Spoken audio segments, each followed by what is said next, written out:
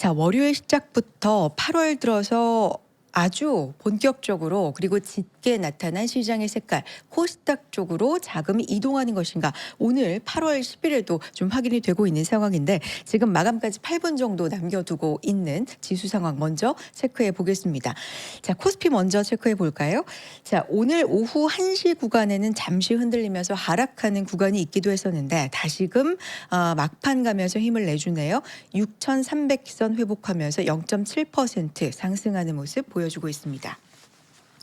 자, 오늘 정말 코스닥의 날이라고 해도 과언이 아닌데요. 지금 지수가 7% 이상 상승하는 흐름 보여주고 있고요. 단숨에 855선 회복하고 있는 모습이네요. 오늘 56포인트 반등해주는 흐름 보여주고 있고요. 양시장에서 외국인의 매수세는 엇갈리는데 코스피에서는 1조 5천억 원 순매도가 확인이 되고요. 코스닥에서는 2,500억 원 순매수하는 흐름입니다. 개인도 양시장 좀 엇갈리죠. 코스피에서는 8,700억 원 순매수, 코스닥은 파는 흐름 8천억 원 넘게 순매도하는 흐름 나오고요. 기관은 양시장에서 모두 사주고 있습니다. 자, 오늘 달러원 환율은 1,417원 정도 기록하고 있는 상황이고요. 오늘 전반적으로 상승 종목 개수가 훨씬 정말 전반적으로 많이 확인이 됩니다. 양시장에서 200여 개 각각 종목들이 하락하는데 코스피에서는 680개 정도 상승하고 208개 하락이고요. 코스닥에서는 1,430개가 넘는 종목 상승, 240개가 하락하고 있습니다. 대체적으로 전부 상승 종목으로 포착이 된다. 뭐 이렇게 전반적으로 그러니까 전체 코스피 코스닥 다 합쳐서 한 440개 정도 하락한다. 이렇게 정리해 볼 수가 있겠네요. 조금 뒤에 마감 상황도 자세하게 짚어보겠고요. 현재까지 상황 이 두 분과 함께 시장 이야기 나눠보겠습니다. 유니스토리 자산운용 김장열 센터장님과 위스웨이브 이권희 대표님 두 분 함께합니다. 어서 오십시오. 네, 안녕하세요. 안녕하세요. 네. 자, 코스피, 코스닥 양시장 모두 잘 가는데 뭐 코스닥의 선전이 정말 돋보이는 시장이죠. 한 말씀씩 좀 들어봅니다. 센터장님. 네, 일단 네. 간밤에 미국에서 금리 인상이 쉽지 않을 수도 있지 않을까. 고용 데이터 때문에 이게 금리 상승, 시중금리 포함해서 상승이 둔화된다라고 하면은 전반적으로 주식시장이 긍정적이에요. 그런데 일단은 그 금리가 좀 둔화된다 그러면 그 섹터가 좀 다변화될 가능성이 굉장히 농후해졌다라고 말씀드릴 수 있겠고, 네. 섹터의 다변화는 아무래도 그동안 소외되었거나 아니면 수급이 워낙 많이 취약했던 그런 섹터가 먼저니까 소부장, 그러니까 소부장이라는 게 작은 종목, 그러면 코스닥에 있는 종목들을 가기 쉽고, 그리고 좀 삼성전자이닉스가 크게 힘을 못 내고 빠지지 않더라도 이렇게 되면은 코스피 내에서도 조방원 뭐 아니면 변압기 포함해서 이런 쪽으로 섹터가 다변화되는 겁니다. 그래서 오늘 그것이 그렇게 될 거라는 생각들을 다 가지니까 그쪽으로 수급이 많이 쏠렸다.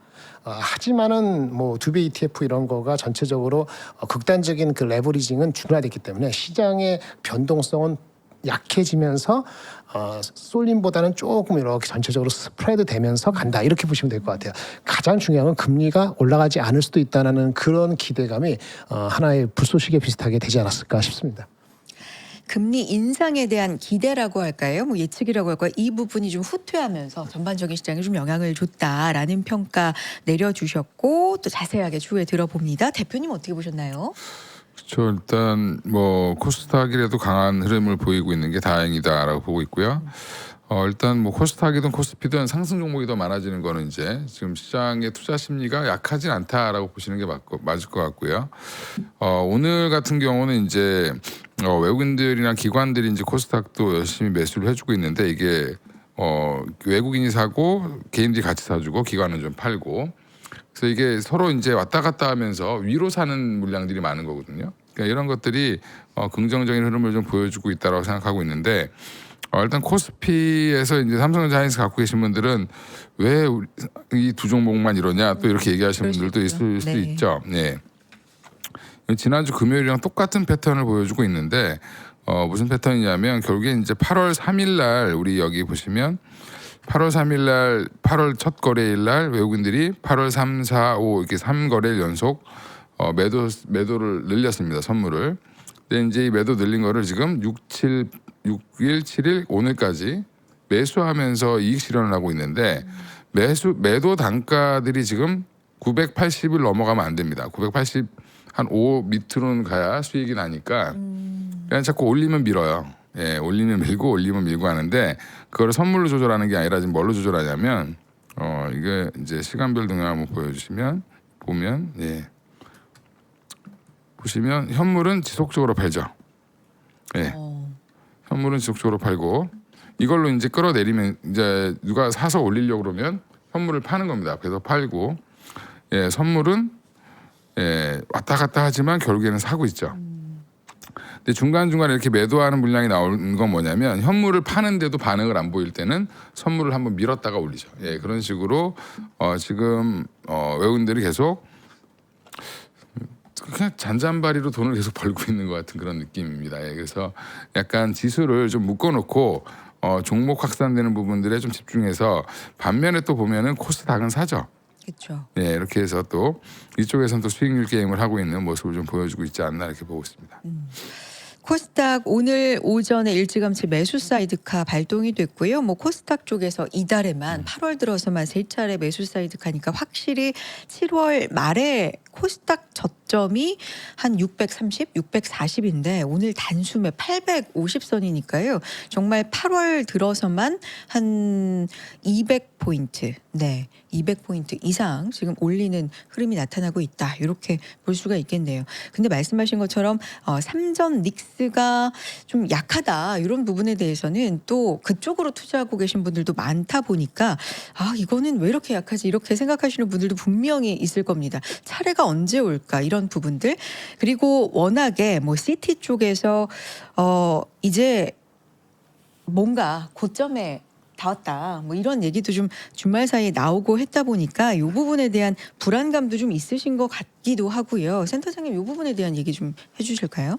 시티가 한국 시장 전체를 말씀하신 건가요? 제가 그건 코를 못 들었는데 어떤 거 말씀하시는 거죠? 못 봤는데. 고점이라 시티. 무슨 고점 말씀하시는 거죠? 반도체 그러니까 뭐 고점이다. 어, 2분기에 뭐 오히려 고점을 모건 찍는다. 스탠리 뭐 반도체를 오히려 좋게 보는 그런 코를 봐가지고 시티에서 한국이 아니고 전체적인 말씀하시는 거. 메모리 가격이 2분기 정점을 찍을 가능성이 있다라는 걸 2분기 지났는데? 그러니까 2분기. 그러니까 다음 2분기죠. 2027년 2분기에 27년 정점을 2분기? 네네 찍을 가능성이 있다. 예. 이렇게 되다 보니까 그거만 봐서는 잘 모르겠는데요. 일단은 그 반도체 가격이 절대적인 가격이 혹시 하락한다면은 2분기, 3분기 넘어가면서 조금씩 하락할 수 있다는 거는 올해 2월 달부터 계속 나왔다는 얘기입니다. 네. 그러니까 새로운 건 아니라 보고요. 제가 중요하게 여기는 건 그래서 얼마 정도까지 빠지는 데죠. 가격이 이제 2%, 5%, 10% 빠지는 거는 코스트라든지 물량으로 흡수가 되기 때문에 괜찮다고 여태까지 봐왔던 게 컨센서스인데 일부 그 비관이나 아니면 전반적으로 좀 지금 우려되는 거 핵심은 뭐냐면은 한번 가격이 빠지면요 한 분기에 한 5% 빠지잖아요. 그 다음 분기에 이게 뭐 올라간 적은 한 번도 없었거든요. 네. 그리고 많은 경우에 사이클 주식의 특성을 반영한 과거 패턴대로 가면은 제가 그걸 믿는 거 아닙니다. 저는 저번에 말씀드린 것처럼 가격은 그렇게 폭락을 안 할 거라고 단기적으로 보고 있는데 네. 시장의 우려는 한번 5% 10% 빠지면 그 다음 분기는 20% 30% 빠지는 경우가 허다했어요. 그래서 CT가 얘기하는 피크 아웃이라는 것이 단순히 가격이 이제부터 조금씩은 빠질 거다. 네. 조금씩이라는 거하고 이제 빠지기 시작하면 본격적으로 빠져서 향후 2027년도 2분기 이후부터 향후 그 다음에 한 1년 사이에 반도체 가격이 30% 50% 빠진다. 그러면 상당히 의미가 있는 콜이고요.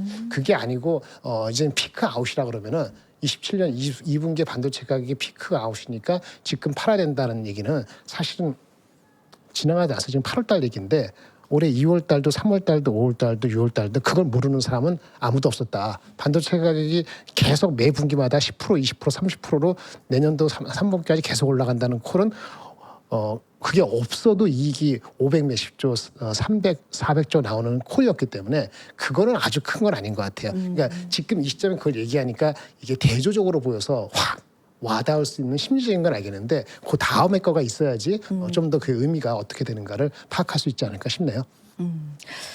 마이크론에 대해서 이제 얘기를 한 거긴 하지만 어쨌든 2분기에 이 메모리가 정점을 찍을 것이다라고 하다 보니까 미국 시장에서도 영향이 좀 그쪽으로 메모리 쪽으로 있었고 우리 시장에도 혹시 영향이 있던 거 아닌가라는 생각이 들어서 좀 질문을 드려봤습니다. 그 밖에도 뭐 메모리에 대한 이야기, 한국 시장에 대한 이야기는 좀 많았는데 전자닉스에 대해서 지금 사실 시장이 주목하고 있는 건 굉장히 많아요. 물론 뭐 메모리 가격 이런 것도 있지만 주주환원 우리가 금요일에도 얘기했던 그 부분에 대한 얘기도 기대감도 사실은 좀 높은 것 같더라고요.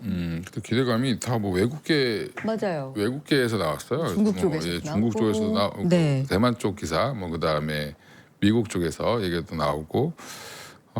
그래서 뭐 200조 이상을 뭐 주주환원을 할 거다부터 시작해서 여러 얘기 나오는데 그거는 카더라 통신이니까 너무 이제 예민하게 받아들이지 말고 그렇게 좀 했으면 좋겠다는 바람이 좀 들어있지 않나 이렇게 보고 있고요. 일단 삼성전자 하이닉스는 좀 쉬어가는 타이밍인 것 같습니다. 여전히 아직까지는. 그래서 지금 뭐 반도체에 대한 논란들은 여전히 좀 있겠지만 뭐 분위기 자체는 지금 보시면 저는 이제 수급적인 부분이 아직 꼭 이게 해결이 안 됐다고 보고 있는데 보시면 다 음봉이죠.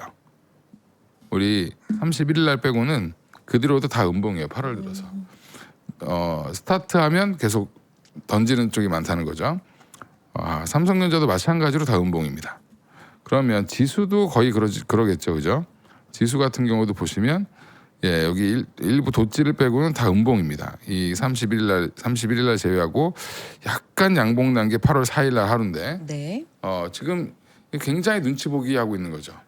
그러니까 한마디로 좀 힘을 좀 비축한다 이렇게 긍정적으로 생각하시면 좋을 것 같고 네.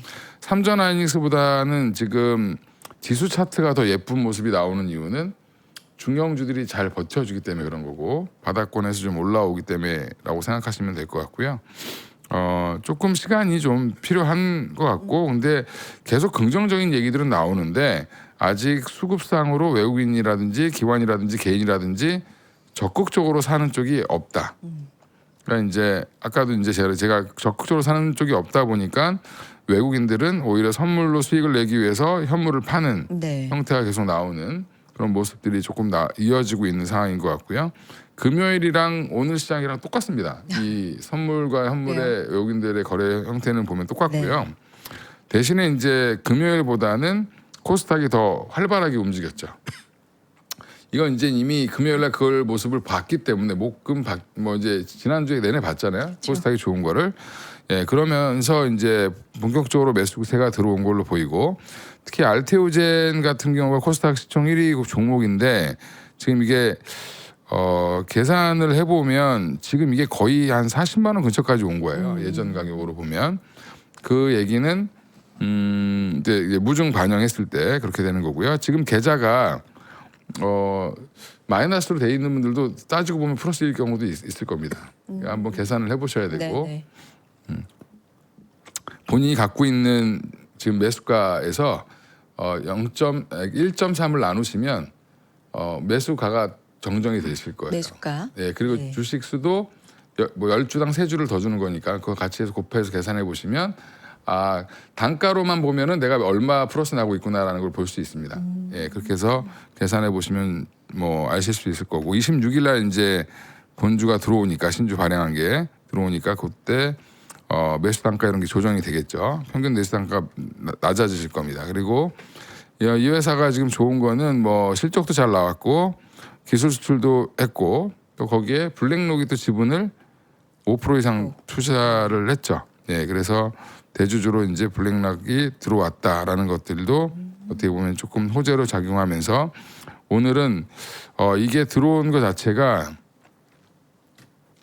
올라가는 것 자체 보시면 여기 엄청난 이 벽이 있었잖아요.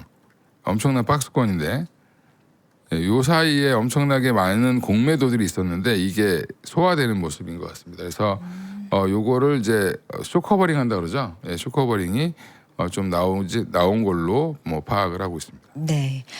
자, 일단 두 분 말씀 여기까지 듣고 마감 상황 확인하고 또 자세하게 들어보도록 하겠습니다. 오늘 결국에 코스피 0.65% 상승하면서 마무리가 되네요. 40포인트 오르면서 6,300 목전에서 6,299로 마감이 되고요.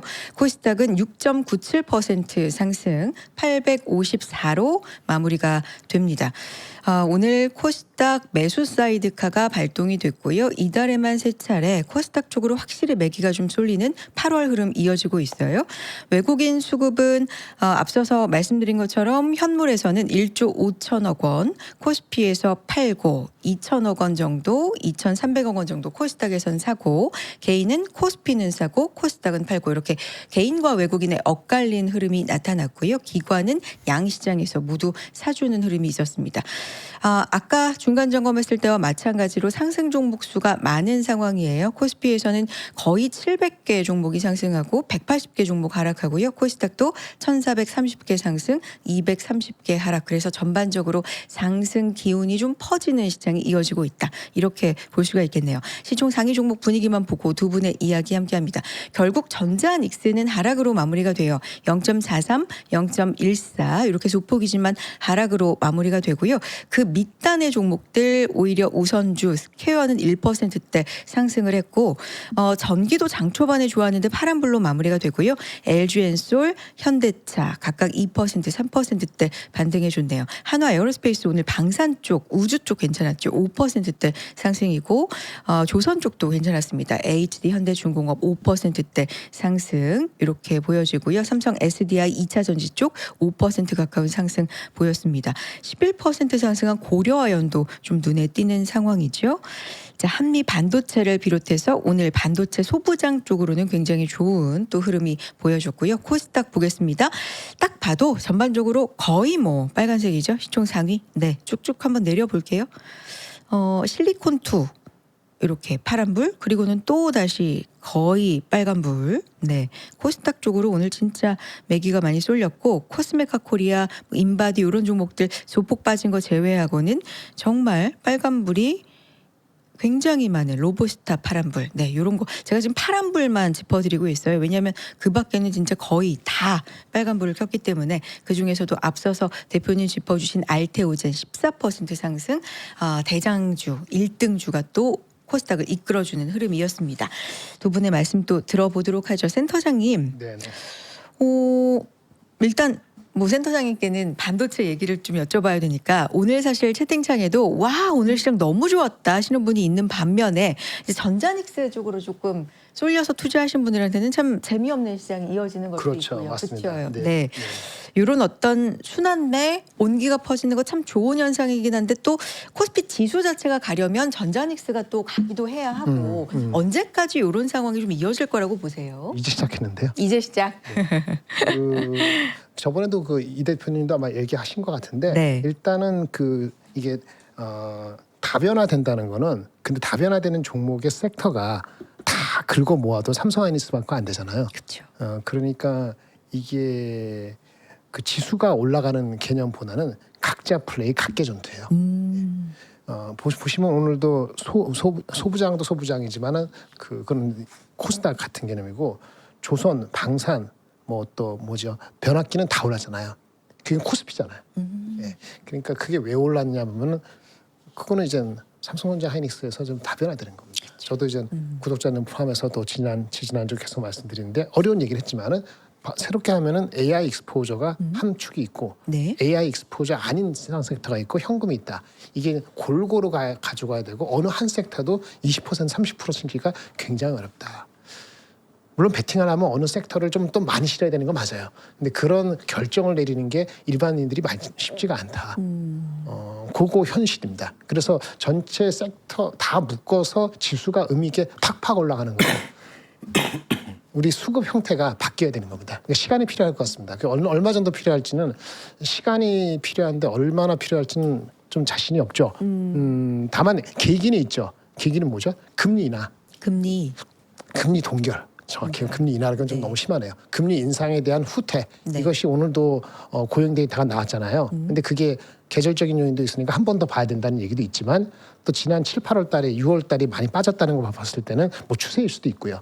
CPI도 봐야 되고 그래서 그런 의미가 강화되면은 이게 번지는 거 다변화되는 것이 더 강화될 가능성이 있어요. 그게 먼저 나고 나타나는 가능성이 있고 두 번째는 오늘도 기사가 금요일 날 저희가 죄송합니다. 네네. 그 루머라고 한 거. 앞으로 루머를 어디까지 얘기해야 되는지 주말에 고민을 많이 했는데. 근데 그 루머를 대부분 아시더라고요. 근데 네. 또 얘기를 장중에 얘기하는 거 굉장히 조심스럽거든요. 우리 다른 프로에서 얘기하는데 저희가 굉장히 여기보다 조심스러웠잖아요. 근데 장 끝나고는 이미 장중에 일어났던 거니까 설사 그것이 팩트인지 아닌지 100% 확인이 안 되더라도 말씀드리는 것이 어느 정도로 맞다 싶어서 말씀드리는 건데 그걸 또 불쾌하게 생각하시는 분이 계신 것 같아요. 장중에는 굉장히 어렵고 네. 장 끝나고 나서는 어느 정도 유튜브 정도에서는 그렇게 얘기를 할 수 있다고 보는데 네. 그거 저기 뭐죠? 그 가격을 낮게 팔았다 아니면 스펙이 다운된다 있잖아요. 예, 오늘은 가격이 낮게 팔았다는 얘기는 안 나오는데 스펙이 확 낮췄다는 기사가 나와졌어요. 그러니까 스펙이 베라 루빈 울트라 내년에 나오는 하이엔드가 1테라바이트 개념이었다고 말씀드렸잖아요. 원래 생각이 뭐 5분의 200기가 198기가바이트 뭐 이런 식으로 뭐 큰 메이저 기가 아닌데 증권 무슨 메이저는 아닌 그 기사가 났어요. 이런 얘기도 나오고 해서 계속 그런 노이즈가 나오잖아요. 네. 그러면 어떻게 되죠? 그거 누가 해결해 줍니까? 엔비디아. 엔비디아 실적 실적. 발표. 근데 엔비디아 실적이 8월 26일이니까 그 네. 애널리스트들이 엔비디아 자체를 분석하는 것도 있고 베라 루빈이 어떻고 또 반면에 오늘 베라 루빈 엄청 좋은 뉴스 나왔어요. 베라 루빈에 이번에 나온 거 그전 제품보다도 이게 하나의 세트잖아요. 5개.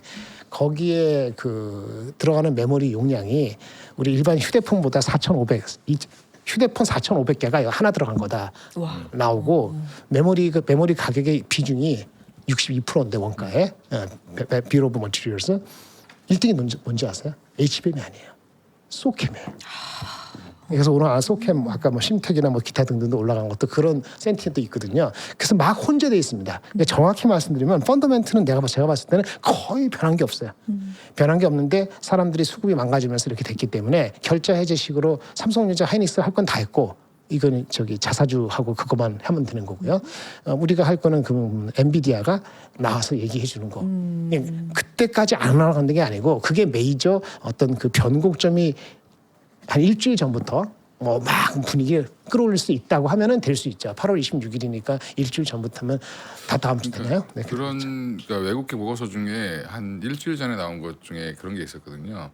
그러니까 AI 데이터 센터에서 차지하는 메모리 반도체의 비중이 28년도가 되면 73%까지 늘어날 수 있다. 뭐 이런 얘기가 있었죠. 예, 그런 얘기들도 나왔었습니다. 근데 그게 이제 아까 센터장님 말씀하신 거랑 일맥상통하는 거죠. 단가가 얘네들이 만드는 거에 단가에 원가의 비중이 높아지는 거죠. 메모리가. 예. 근데 아까 소캠이 더 높다라고 하는 건 LPDDR 쪽이 굉장히 좋은 거죠. 그래서 말씀의 결론을 좀 내려보면 그러면 우리가 예단하기 너무 어려워요. 뭐 시장이라는 게. 근데 8월 26일, 8월 27일 엔비디아 실적 발표 때까지는 좀 확인을 할 때까지는 아니 그 전에 이렇게 좀 퍼지는 죄송합니다 말씀을 괜찮아요. 네. 그게 메이저 같고 네. 그거 말고는 자사주 매입이나 그 오늘 그 중국발 나온 거 맞아요. 그 설명을 좀 드릴 수 있으면 드릴 것 같은데 좋아요. 네. 그거가 미니멈입니다. 그거 한다고 주가가 10% 올라가지 않아요. 이게 뭔지 잠깐만 말씀드리면 하이닉스가 100조 주주환원 추진 예정이다. 이게 이제 중국에서 네, 이거 잘 볼까요? 잠깐 네네. 보죠. 그 제목이 중국어로 읽어 보실래요? 못 읽어요, 중국어. 중국어 선생님. 요즘은 다 번역이 나오니까 볼 필요도 없죠. 네. 710억 달러. 이거는 미국 달러겠지. 그 100조라는 얘기예요. 주주 환원안을 추진 중이다. 그 중에 40%. 그러니까 100조에 40%니까 40조겠죠. 자사주 매입을 하는 거를 포함해서 이게 나왔는데요. 그럼 우리가 시가총액이 1,040조 되니까 40% 그러니까 40조를 만약에 자사주를 매입해서 그다음은 가정입니다. 소각을 한다고 가정하면 약 3% 4%에 가당되는 것이 EPS가 올라가는 거잖아요. 그럼 이론적으로 따지면 주가가 3, 4% 올라가야 되는 이게 확정되면. 그리고 나머지 60%는 무슨 배당인지 배당 포함해서 다른 게 있겠죠. 네. 그러면 배당 수익률이 높아지는 거잖아요. 예, 이렇게 되는데 주가는 왜 이 모양 있고 그랬을까? 이렇게 보면은 일단 수급이 일단 다른 쪽으로 가겠다는 마음을 굳힌 사람들이 지난주 금요일 날 보면서 많이 대기하고 있었어요. 삼성도 마찬가지고. 그런데 이 기사 있잖아요. 100조. 이게 새로운 게 아닙니다. 6월 16일 날 한국경제신문에 나올 때 회사는 컨펌하지 않았습니다. 네. 회사가 컨펌한 거 아니고 한국경제에 나온 겁니다. 네네. 100조의 주주환원, 자사주 40조. 똑같죠. 있었던 예, 얘기다. 이거를 추진하는 거냐, 할 것이냐, 뭐 할 수도 있다. 뭐 정확히 뒤에 어미가 어떻게 되는지 제가 그것까지 확인 못했지만 있었어요. 그런데 실제는 이거 안 일어났죠. 그리고 뭐가 일어났어요? 40조에 해당되는 ADR이 발행됐죠. 그리고 그 당시는 2%라는 거는 그 당시 시가총액이 1,700조이기 때문에 계산하면 2%가 40조가 2.몇 %고 그게 ADR로 발행되고 이거는 일어나지 않았어요. 그러니까 이번에 만약 그거 한다면은 그거 그냥 살리는 거예요. 네. 그냥 새로운 거 아니다라는 거 말씀을 드리겠습니다. 회사가 잘못한 거 아니고 회사는 이걸 컨펌 안 했기 때문에 근데 시장은 이미 기대치를 그때 ADR 발행하기 전에 자사주 매입 40조는 있다라고 생각을 했다고 보는 게 맞겠죠. 실행이 안 됐지만. 그때 새로 신주가 발행되는 것만큼 그때 자사주 매입한다는 얘기가 있었죠. 네, 그렇죠. 그렇게 해야지 맞다고 본 거죠. 네. 근데 40%가 3.6%라고 제가 말씀드렸잖아요. 3.8% 이제 금일 종가로 이렇게 이 금액이 이 정도가 돼야 되는 이유는 얼마 전에 키옥시아가 7월 28일인가 30일 날 실적판 발표한 주주 환원 정책 자사주 매입이 8천억 엔인데 이게 얘네들 주가의 주식 시총의 3.6%입니다. 그러니까 맞춰야 되는 거예요. 네. 안 하면 큰일 나는 겁니다. 그리고 이 정도 할 돈이 있느냐 100조 충분히 있죠. 네. 볼까요? 여러분 요거 아까 한 거죠. 네. 네, 한 건데 이 하이닉스가 삼성하고 비슷하게 하려고 기본적으로 자기네들도 잉여 연금 흐름 프리 캐시플로우 그거에 얼마 정도를 우리가 주주 환원을 하겠다는 얘기를 이미 한 적이 있습니다. 24년 11월 달에 향후 3년 그게 25년, 20년, 7년 동안에 누적 프리 캐시플로우의 50%를 주주 환원하겠다고 이미 얘기를 했어요. 그러면 올해 프리 캐시플로우가 얼마일까요? 한번 계산해 볼까요? 올해 영업이익이 얼마 정도 보고 있냐면 260조 정도 네. 보고 있어요. 제가 낮아서 250조로 봅시다. 4분기 어떻게 될지 모르니까. 영업이익이 250조면은 감가상각이 나가는 돈이 아니기 때문에 이게 붙여야 돼요. 그러면 합하면 340조 되고요. 네. 이게 영업의 현금 흐름이에요. 여기서 캐펙스를 빼고 그러니까 감가상각이 더해서 340조 되고요. 여기서 그 세금 같은 거 내고 순수하게 영업 현금 흐름은 250조면 대충 이거보다 좀 높은 300조 안 되는 정도가 영업 현금 흐름이 예상돼요. 네. 이건 누가 해도 마찬가지입니다. 네. 거의 차이가 없어요. 여기서 캐펙스인데 투자를 많이 더 안 하면은 한 50조 빼면은 결국은 프리 캐시플로우가 이게 핵심이죠. 올해 얼마 나온다고? 230조 이상 나와요. 아까 얘기했잖아요. 24년도 11월 달에 프리 캐시플로우에 얼마 한다고? 50%를 주주 환원한다. 삼성도 그렇게 얘기하는 거 똑같이 하면은 원래 얘기한 대로 50% 주주 환원을 올해 예상대로 하면은 110조 이상 해야 되는 겁니다. 100조 충분하다. 그러니까 100조는 충분한 게 아니고 해야 되는 겁니다. 해야 된다. 네. 그리고 그거는 6월 달에 시장에서 기대를 일으키려고 ADR 발행하니까 네. 신문에서 나왔던 거예요. 아, 그리고 우리가 9월 달까지 3Q 이내에 뭔가 한다 그랬잖아요. 엊그저께 지난주 금요일 날. 그러니까 그게 그 저널리즘에서 중국에서 다시 한번 그거를 확인시켜 준 거다. 그러니까 이게 아무것도 아닌 게 아니고 이런 게 나올 때 빨리 나오는 게 중요하고 아까 200조 나오면 이게 달라지죠. 그러면 이거는 200조가 나오면 만약 200조 나오면 이게 뭐 프리 캐시플로우로 50%가 아니고 뭐야 그렇잖아요. 그 이상 안 맞는 거죠. 그 이상 해준다. 네, 그러니까 여기서 50% 이상을 하거나 아니면 계속적인 아니들은 프리 캐시플로우의 50%는 맞는데 나머지 추가적으로는 특별 배당을 한다든지 뭐 그렇게 하면 이건 서프라이즈죠. 그러면 그거는 뭐 2, 3%가 아니고 10% 감이라 볼 수 있어요. 이렇게 말씀드립니다. 그 시기가 이제 3분기까지라고 했으니까 우리가 9월 9월까지는 보는데 일각에서는 조금 빨리 나올 수도 있다. 뭐 8월 말 얘기도 8월 말 얘기가 자꾸 나오고 네, 아, 8월 말 얘기가 네. 자꾸 나오더라고요. 이건 뭐 당연히 정해진 거 아닙니다. 8월 말에 하라는 거죠. 아, 하라는 하라는 것도 거죠. 압박이다. 예, 압박이죠. 예. 그럼 8월 말에 아까 처음에 말씀해주신 뭐 26일, 27일 엔비디아 실적, 뭐 확정은 아니지만 이런 하이닉스의 주주 환원에 대한 발표 이런 부분 때까지는 기대감을 갖지만 코스닥으로 좀 더 관심을 가져봐야 되는 건지도 좀 궁금한 거고 실질적으로 지금 그렇죠. 실적으로는 뭐 삼성전자 하이닉스가 재미가 없죠. 지금은. 네. 예, 없을 재미없죠. 겁니다. 예, 특별한 이슈가 없죠. 다 나와 있는 얘기 가지고 지금 설왕설래하고 있는 중이고, 맞아요. 예, 그리고 지금 주주환원책 나오고 그 다음에 이제 조금 사람들의 심리가 좀 돌아서고 여러 가지 이제 조건들이 제반 조건들이 맞아야 되죠, 그죠? 예, 제반 요건들이 맞아야 돌아설 수 있다. 이렇게 보시는 게 시간이 좀 필요한 겁니다. 시간이. 그래서 우리가 일정을 체크하는 게 이제 8월 말에 있을 뭐 이런저런 그렇죠. 일정들이고 일단 오늘 코스닥이 정말 너무 잘 갔고 뭐 이렇게 좀 전자닉스에 올인하고 편중되게 투자하신 분들이 아니라 좀 골고루 투자하신 분들한테는 오늘 좀 숨통이 트이는 그죠? 요즘이고 오늘일 텐데 그래서 짚어볼 업종도 좀 많을 것 같아요. 대표님이 좀 짚어주시죠. 네. 일단 뭐 오늘 여러 업종들이 올라왔는데 이렇게 보시면 일단 현대중공업, HD현대중공업, 조선주 전반이 좋았는데 HD현대중공업은 데이터 센터 관련된 수주가 또 나왔어요. 그래서 이제 힘센 엔진 9,560억 원 규모로 또 수주가 나오면서 한 5% 이상 반등 나오는 모습 보여줬고 바이오텍은 알테오젠을 필두로 해서 ABL 바이오, 뭐 펩트론, D&D 파마텍 다 좋았습니다. 그래서 기술적 반등 및 저는 공매도 청산 효과가 일부 반영된 것 같다. 예, 공매도 굉장히 많이 있었는데 그다음에 반도체 장비주도 마찬가지죠. 단기 낙폭과대에 따른 반등이 나온 걸로 보이고요.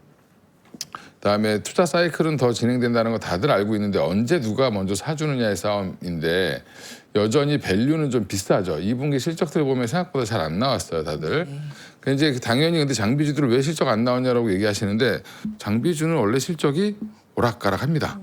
이게 언제 반영시키느냐에 따라 다르고 하기 때문에 근데 이제부터는 우리가 반도체 장비를 보자고 하는 쪽은 제가 설명드릴 때도 구독자분들한테 뭐라 그랬냐면 이제 사이클을 길게 보는 쪽에서 보면은 이제부터 스타트하는 게 맞죠.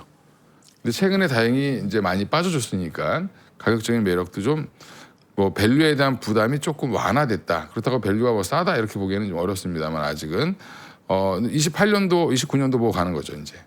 네, 그다음에 2차 전지도 2분기 실적 다 괜찮게 나왔기 때문에 주요 회사들이 3분기에 대한 기대가 더 붙어 있는 상황이고 SDI가 장 초반은 약하더니 오히려 장 초반에는 코스닥에 있는 기업들이랑 LNF 같은 종목들이 더 소재 기업들이 먼저 움직이다가 SDI가 마지막에 오후에 한 4% 이상 거의 5% 가까이 올라오는 모습을 좀 보였기 때문에 2차 전지도 전반적으로 트레이딩 바이 쪽으로는 여전히 보고 있는 것 같다. 그다음에 증권주 키움증권 보면 요즘에 증권주 차트 보셨는지 모르겠지만 굉장히 많이 빠졌어요. 한번 보여주세요. 볼까요? 예. 네. 예. 지수 자체가 뭐 7월에 그렇게 그렇죠. 아주 아픔을 겪었는데 예, 근데 증권주가 따라서 좀 안 좋았을 것 같긴 해요. 하우스는 사실은 나쁠 건 없는데 예, 이렇게 쭉 키움증권 대표적으로 보면 이렇게 네. 쭉 내려왔죠. 예, 주봉으로 보면 더 깔끔하게 볼 수 있는데 그냥 흘렀습니다 이렇게. 네. 언제부터? 예, 그냥 5월부터 쭉 빠졌죠. 그리고 지금 언제까지 돌아왔냐면 올 초로 돌아왔습니다. 그러니까 다시 매수세가 좀 나오는 저가 매수세가 나오는 3분기 실적 당연히 좋을 텐데 미래에셋증권도 이게 약간 조금 스페이스XM에 좀 오버슈팅했던 부분들이 거의 다 빠지고 3분의 1 토막 났죠 꼭대기에서. 예, 그러면 좀 다시 돌릴 것 같고요. NH투자증권도 그나마 조금 견조했고 한국금융지주 같은 경우가 실적 되게 잘 나왔는데 이제 여기도 그나마 여기는 연초까지는 안 갔는데 이쯤에서 좀 돌리려고 하고 있죠. 그래서 오늘 하루만 보더라도 뭐 적은 거는 한 2%, 뭐 키움이 유독 좀 많이 오르긴 했습니다. 한 6.8%. 그래서 추세 전환을 좀 하기 위해서 애쓰고 있다. 이렇게 증권주도 이렇게 보고 있고요. 그다음에 전력기기. 네. 전력기기 보면 LS 일렉트릭 한번 보여드리면 여기가 조금 전환이 좀 빨라요. 21선 위에 먼저 안착하고 올라섰고요. 근데 오늘 퍼센테이지는 좀 적었는데 효성중공업 보시면 여기도 이제 추세 전환이 좀 되려고 하는 모습이 좀 보여주고 있고 오늘은 산일전기가 되게 많이 올랐어요. 그렇죠. 산일전기가 좀 낙폭이 컸었죠.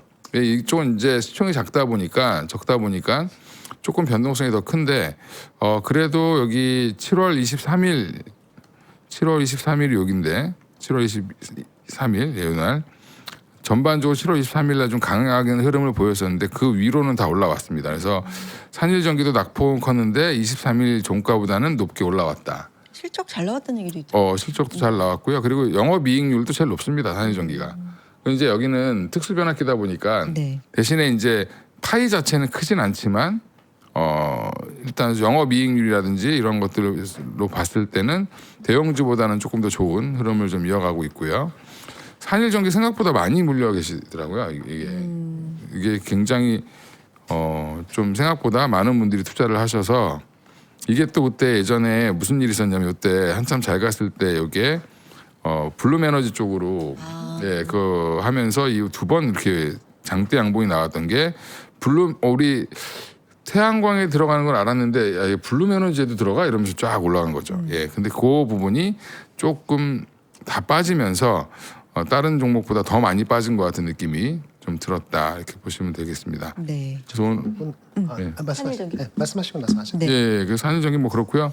그 외에도 에코프로 BM 같은 경우도 늦지막히 출발을 했지만 생각보다 강한 흐름 보여줬고요. 코스닥이 오늘은 그래도 보면 뭐 제약바이오 전반적으로 다 좋았고, 그다음에 소부장도 다 좋았고, 2차 전지까지 좋았습니다. 그럼 로봇은 나빴느냐? 로봇도 좋았습니다. 로봇도 괜찮죠. 예, 그래서 레인보우 로보틱스도 오늘 4.8% 이상 올라오고 하면서 결국에 지금 그 외에 뭐 파마 리서치 같은 경우도 40만 원 위에 안착하는 8% 이상 상승하는 모습 보여줬고 한동안 바이오를 뺀 주범이었던 삼천당 제약도 14% 이상 바닥에서 올려오는 모습. 너무 많이 뭐 이거. 그래서 이제 요것도 기술적 반등이라고 보시는 게 맞겠죠. 이거는 그래서 뭐 기술적 반등이 됐든 전반적으로 섹터 전반이 코스닥 전반이 나쁘지 않았고요. 오히려 그동안 잘 갔던 화장품 관련된 종목들이 조금 쉬는 종목들이 있었죠. 네. 코스메카 코리아 같은 종목들, 그 다음에 아모레퍼시픽도 좀 빠졌고요. 실리콘투도 좀 쉬었고 반면에 APR도 굉장히 강했는데 오늘은 강부하권. 그러니까 좀 순환매가 나름 이루어지고 있는 것 같습니다. 그렇게 보시고 오늘은 코스닥이 이렇게 많이 올라온 이유가 대부분의 섹터가 다 올라왔기 때문에. 네.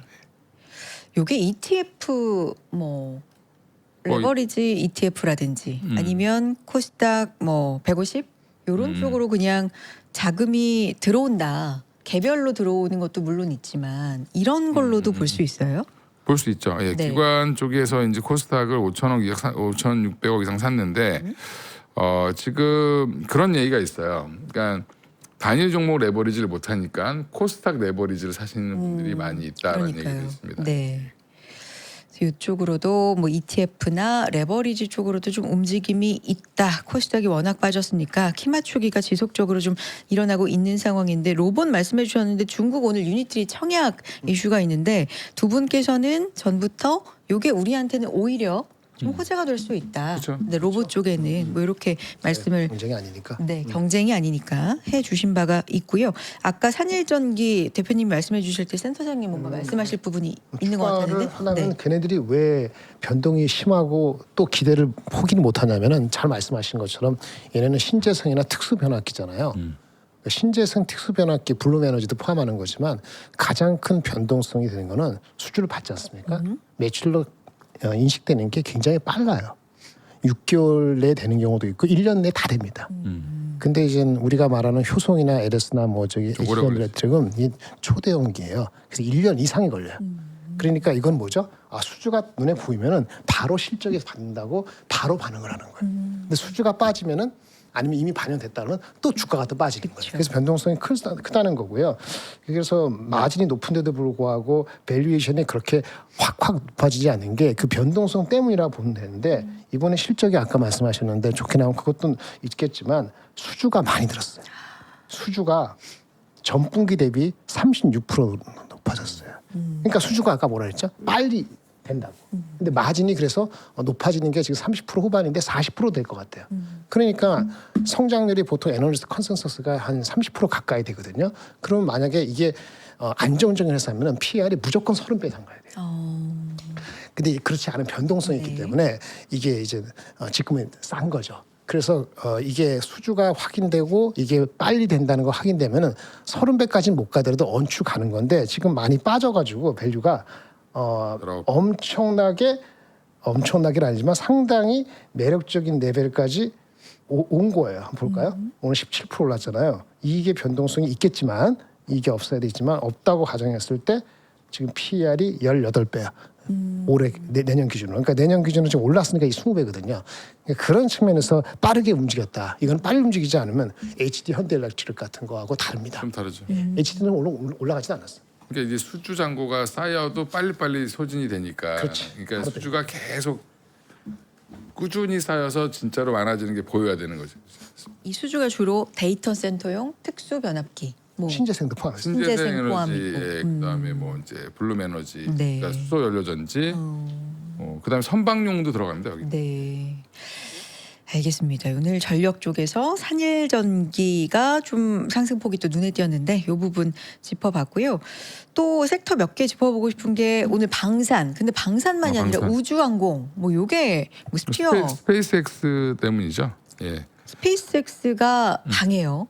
이런 거에 영향을 스페이스X의 영향을 받는 거다. 받아서 HVM이나 스피어 같은 종목들이 강했는데 쟤는 오늘 정도면 한번 팔아야 되지 않나? 아 그래요?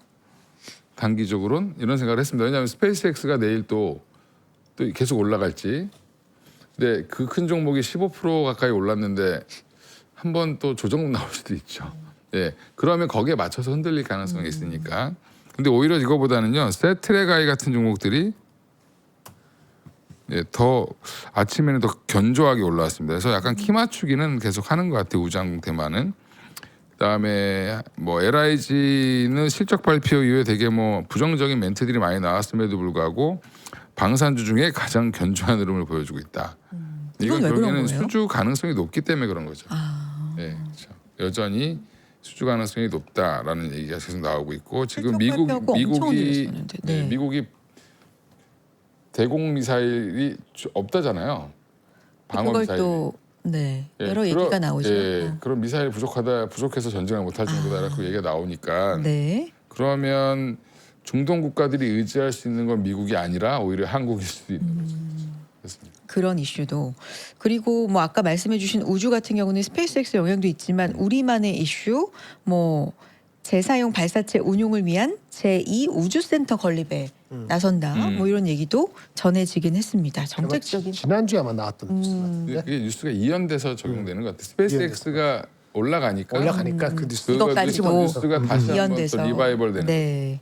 광통신주도 한번 봐주세요. 오늘 뭐 거의 다 올라가니까 볼 게 너무 많은데 광통신도 너무 많이 빠지다가 요즘에 미국이 중국산 수입 규제, 뭐 이 반사수혜 이런 걸로 좀 올라갔는데 오늘도 괜찮았죠. 예, 그냥 네. 공식적으로 성호전자, 대한광통신이 그냥 대장 역할을 하고 있다 이렇게 생각하시면 되고요.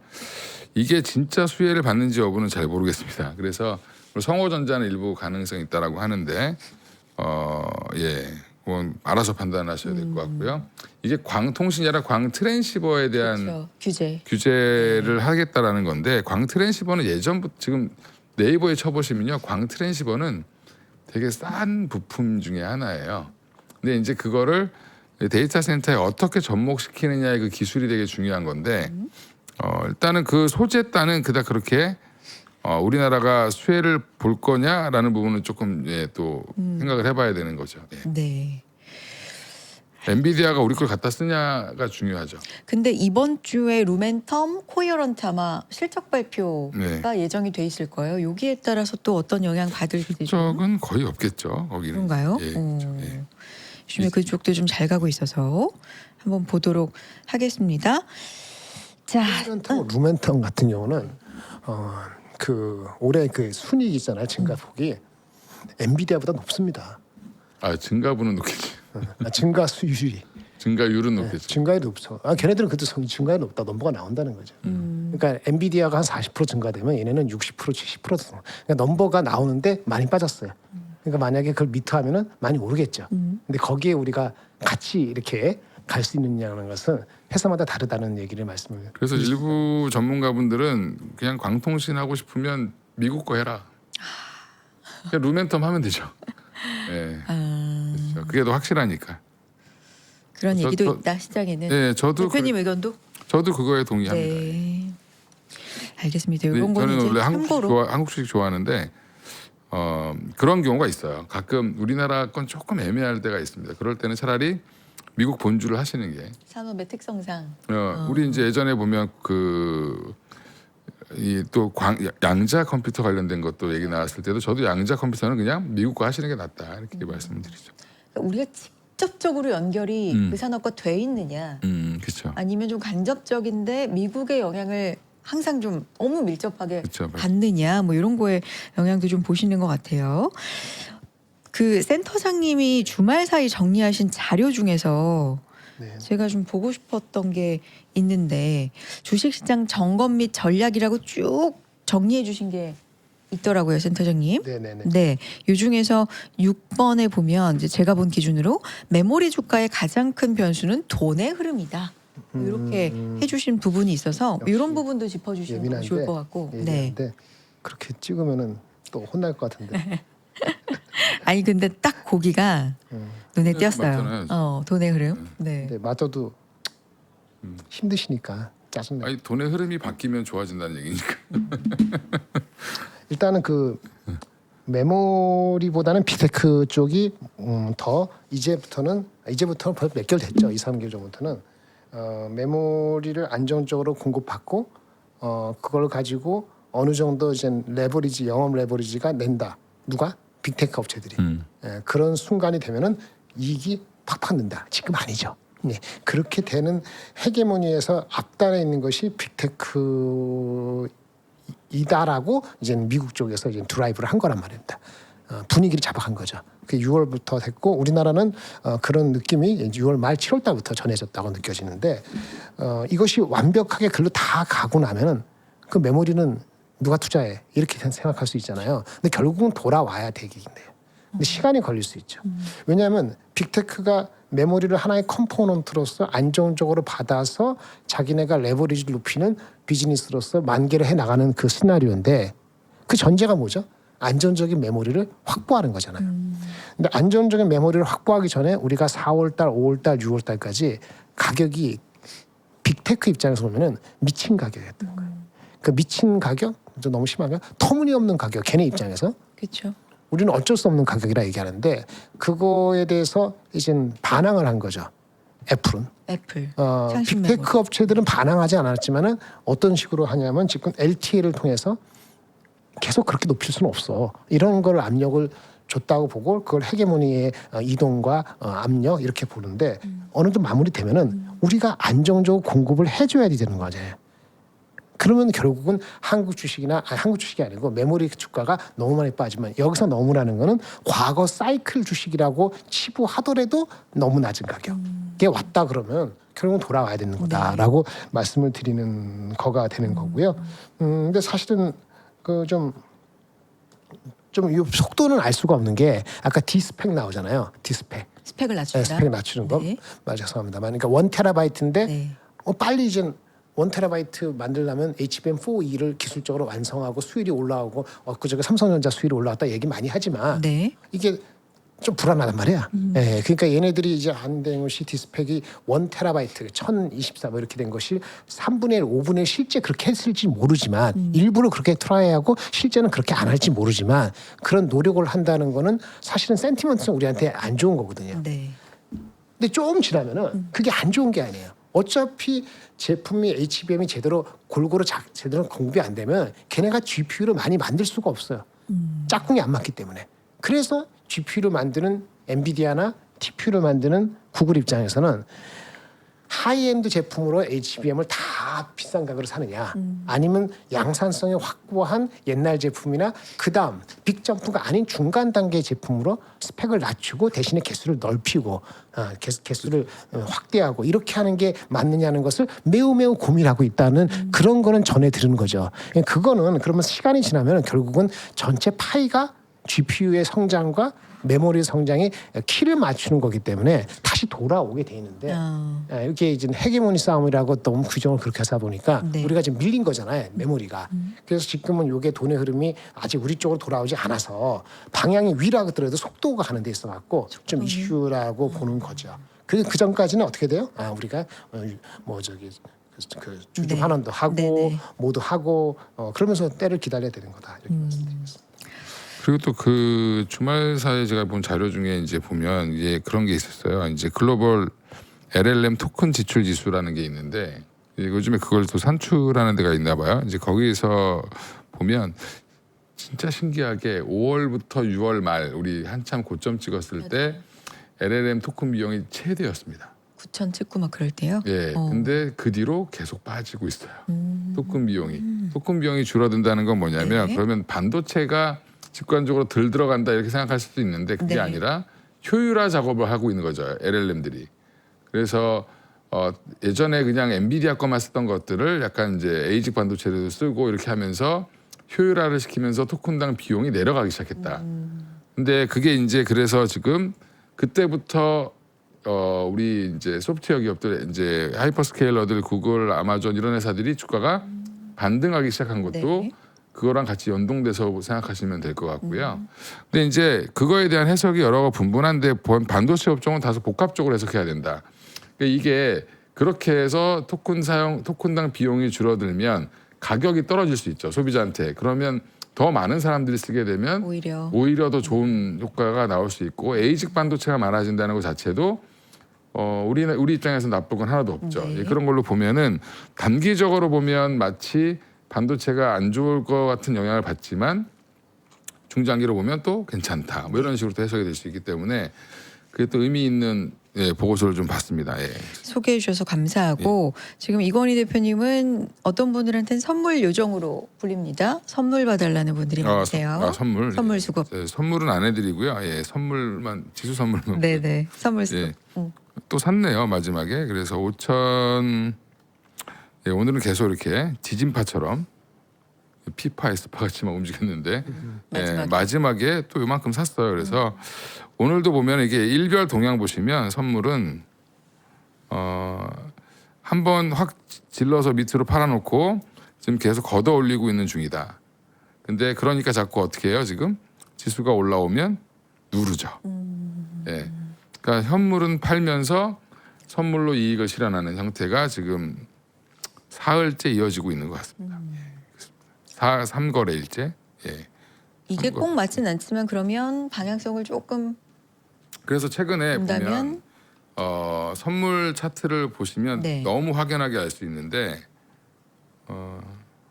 일봉으로 보시면 계속 음봉이라고 했잖아요. 제가 7월 31일부터 선물 차트는 계속 음봉입니다. 그렇죠. 예, 이게 무슨 말이냐면 뜨면 누르고 뜨면 누르는 거거든요.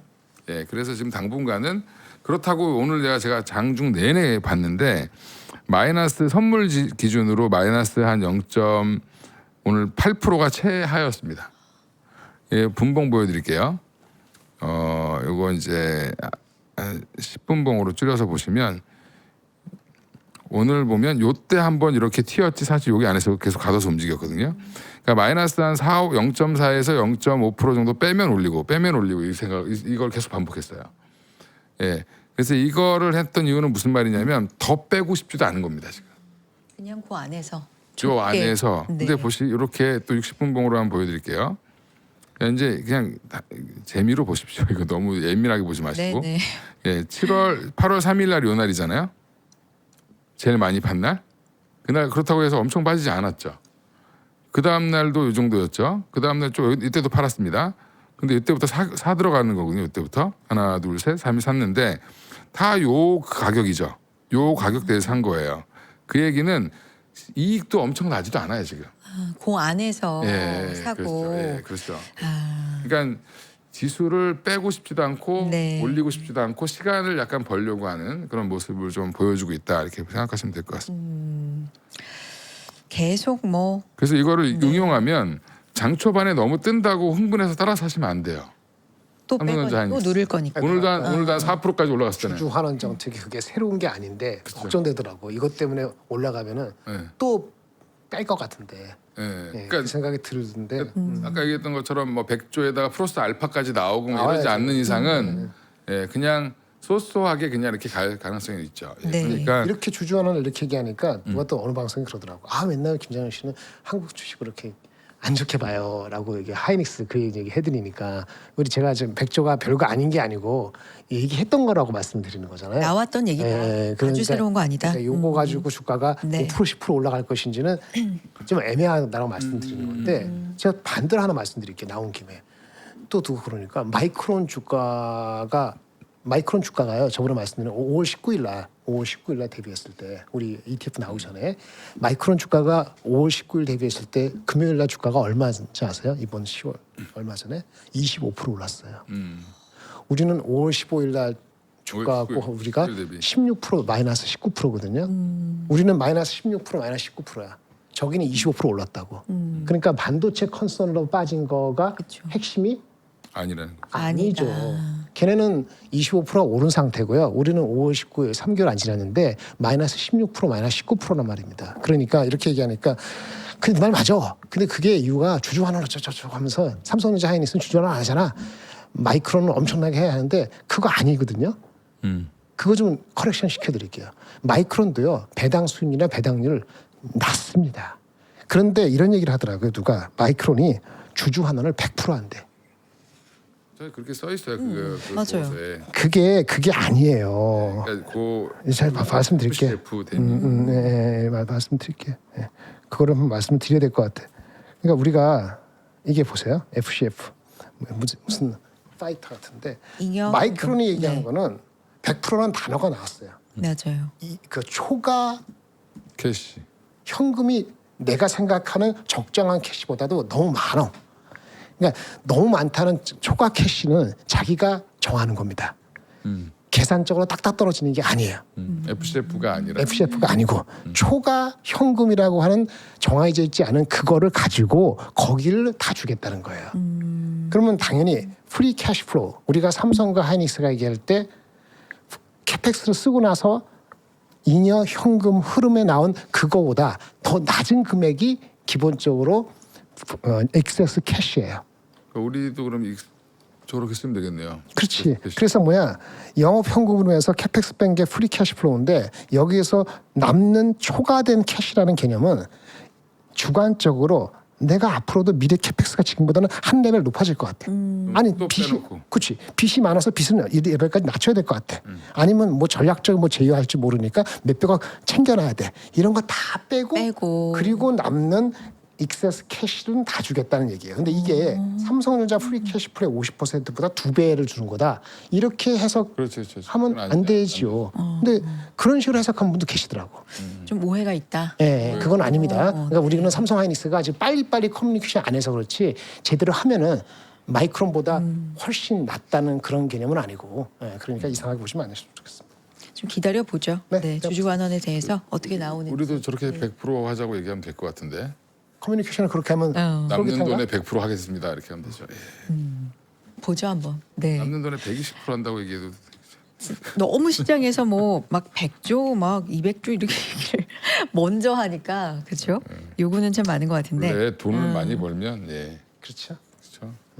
자, 대만 TSMC 오늘 월간 매출 나왔는데 7월 매출 45% 증가, 또 최대 월간 매출 기록을 또 경신한 걸로 나왔다. 이렇게 소개를 일단 좀 해드릴게요. 네, 근데 블룸버그가 집계한 매출 증가율 전망치가 46.8%였는데 매출 증가가 44.7%였으니까 약간 못 미쳤다. 그렇지만 또 최대치 경신이다. 뭐 이런 얘기. MOM으로도 한 4% 이상 네, 네. 어쨌든 AI 수요는 지속된다라는 신호가 될 수가 있겠네요. 그러면 이제 엔비디아 실적은 당연히 잘 나오겠죠. 엔비디아도 엮여서 연결지어서 혹시 파악되는 거 있으시면 그거밖에 없어요. 사장님. 매출밖에 나온 게 없으니까. 네. 원래 가이던스 자체가 한 40% 정도 주는 거예요.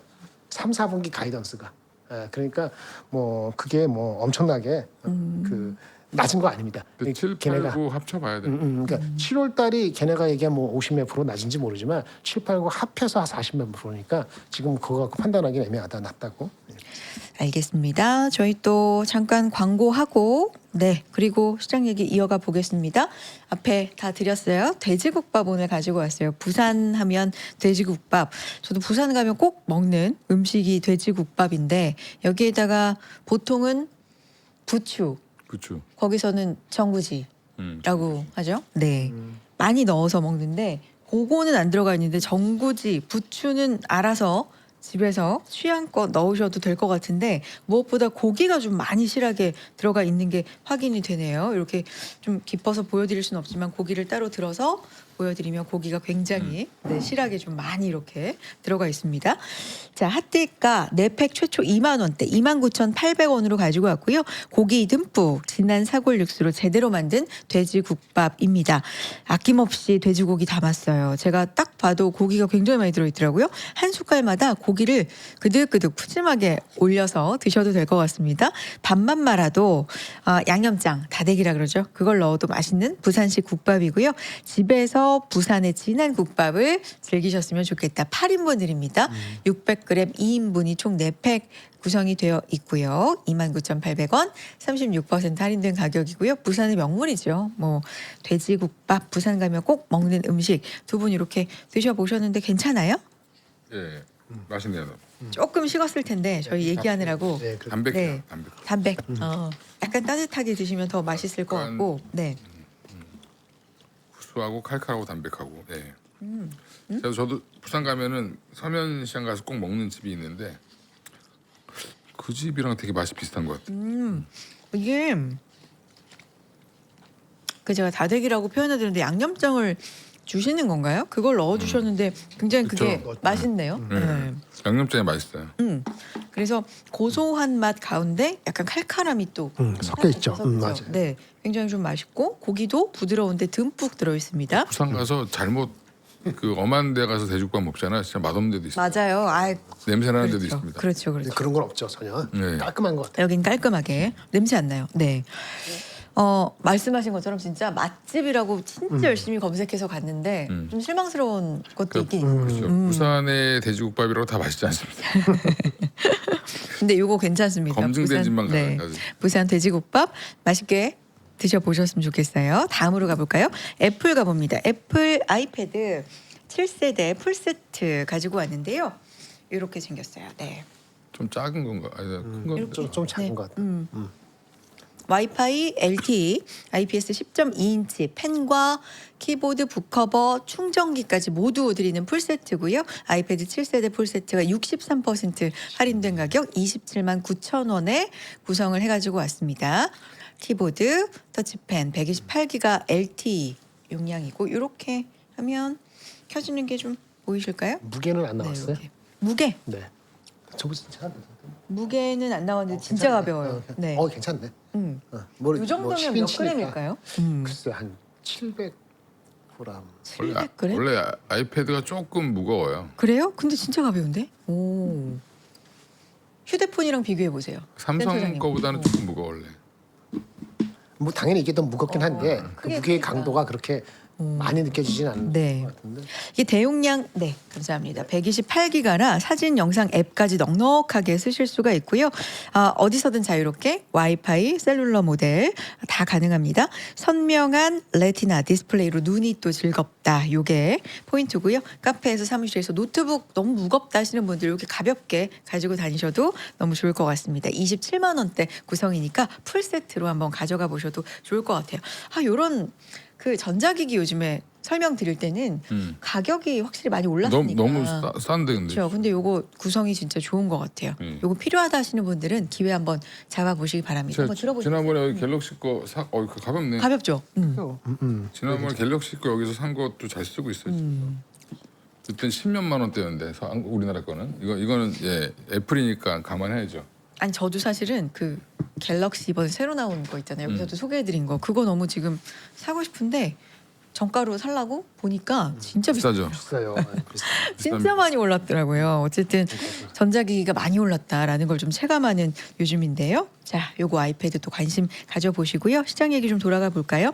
저는 이게 궁금한 거예요. 이제 두 분의 얘기 오늘 잘 들었는데, 코스닥도 사실 7월 말에 한 630, 640, 630 이렇게 갔던 게 850까지 올라왔으니까 정말 며칠 만에 30% 가까이 올랐어요. 그러니까 이게 단기 물론 더 갈 여지가 있다고 이제 말씀해 주시는데 단기적으로는 좀 급등한 네, 이런 측면도 있고 오늘 뭐 지수가 7% 올랐으니까요. 그렇다면 요거를 아직 코스닥 없으신 분들 용기 있게 이제 코스닥인가 좀 용기 있게 타볼 구간인 건지 아니면 코스피도 요쯤 되면 좀 더 강하게 갈 때가 되지 않았나 전자닉스 중심으로 이런 네. 갈등이 사실 있으실 것 같긴 그렇죠. 하거든요. 매일 갈등이죠. 매일 갈등이죠. 네. 두 분의 생각 나눠서 하시면 되죠. 나눠서 하셔. 분할하시면 되죠. 오늘도 분할해서? 분할하면 되고 네. 어저께도 금요일도 분할해서 시작했으면 좋고 코스닥도. 조금 늦게 시작 뭐가 됐든 코스피 그러면 거꾸로 지금 코스닥을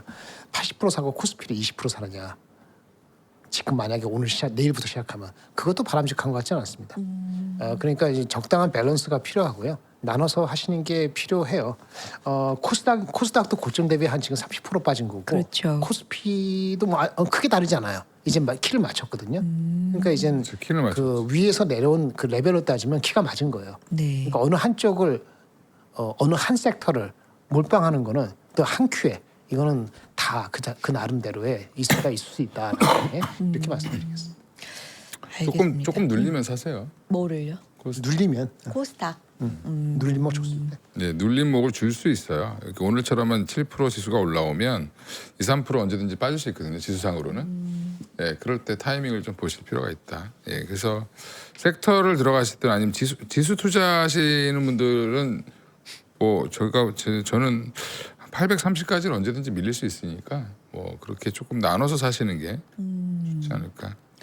코스닥의 그 강세 공식이 뭘까를 생각해 보면 우리 계속 얘기했지만 삼전 닉스가 좀 쉬어주고 근데 완전 무너지지도 않고 오늘 같은 그렇죠. 게 좋죠. 오늘처럼 좀 이렇게 가주면서 유동성도 좀 돌면서 금리 인상 얘기가 안 나오고 그렇죠. 그렇죠. 그게 굉장히 중요하고 정부 정책도 좀 필요한데 코스닥 정부 정책 뭐 9월 얘기도 나오고 9월 얘기 나오고 네, 그렇죠. 9월에 계속 일단 발표는 나오니까 한다고 하니까 기준을 환경 자체는 좀 조성이 된 것 같은데 그래서 오늘 올른가. 그렇죠. 환경 자체는 코스닥으로 자금이 좀 갈 만한 거죠. 거기에다가 레버리지 지금 규제했죠. 규제했지. 그러면 어느 레버리지로 가냐면 예전에 많이 했던 코스닥 레버리지로 가는 거죠. 지수 레벨이지. 네, 150 레버리지 쪽으로 코덱스 가는 거죠. 200으로 가는 거예요. 예. 하지만 단 하나 걸리는 게 있다면 물론 아직은 더 오를 여지가 있어도 단기적으로 좀 올라. 단기적으로 조정은 언제든지 나올 수 있으니까 변동성이 크니까. 트레이딩 스킬을 발휘하셔야 되는 거죠. 그렇죠. 예. 그거를 우리가 일반적으로 이제 분할해라, 나눠라 이렇게 얘기하는데 결국은 트레이딩 스킬을 가져야 되는 거고 거기도 그렇죠. 들어가는 거죠. 언제 쫓아가야 되는지 언제는 쫓아가면 안 되는지를 아셔야 되는데 그거를 이제 여기서 얘기하기는 좀 어렵죠. 예. 왜요? 복잡하니까. 그것만 가지고도 한 그럼. 2주 수업해야 돼요. 어... 네, 한 일주일에 3일씩. 예. 요즘 구독으로 교육 서비스 그런 거 하고 있습니다. 예. 네, 예. 해주고 계시죠? 예, 이번 주는 매수 스킬 들어갑니다. 매수 스킬. 딱 필요한 얘기 네 해주시네요. 그리고 이번 주 이슈 뭐 일정 중에서 CPI, PPI 지난 주에도 사실 우리가 한동안 고용 안 보다가 네. 고용이 좀 미국 쪽에서 영향을 미쳤으니까 그렇죠. 예. 이번 주 물가 어떻게 나오는지 좀 봐야 될 것 같고요. 또 좀 볼 거 있어요. 진짜 짧게 짚어보면 그 애플이 아이폰, 맥북 그런 중국에서 사용하는 중국 내 판매 제품의 창신 메모리 거 사용하는 얘기 또 나왔잖아요. 요거 좀 신경 안 써도 되는 걸. 어떻게 확인이 안 되니까. 그래요? 그래서 아니 확인이 쓰겠다 그러는데 정확히 어떻게 쓰고 어떤 가격을 했는지 확인되셨나요? 월저널 얘기긴 해요. 월스트리트 저널 얘기긴 한데. 아니 구체적으로. 그렇죠. 예. 그러니까 뭐 논의를 한다는데 지금 중국에서 나온 얘기 따로 이게 뭐 그냥 이란과 미국과 얘기처럼 또 따로. 다 따로따로 돌고 있죠. 중국에서는 우리 비싸게 팔 건데 줄 분량도 없다 이렇게 얘기하고 있고 논의는 하고 있다라고 얘기하고. 그런 것 때문에 창신 메모리가 주가가 뭐 20% 급등했다든지 20%안 되는구나 거기는 상한가가 있으니까 그러면은 우리가 뭔가 또 무게추가 바뀌었나 예, 그렇게 볼 수 있는데 아까 말씀드린 것처럼 그렇게 하기가 쉽지가 않은 네. 환경이라 갖고 자꾸 우리를 자극하려고 하지 않아요. 창신 메모리는 오히려 주가가 오늘 빠졌어요. 2%.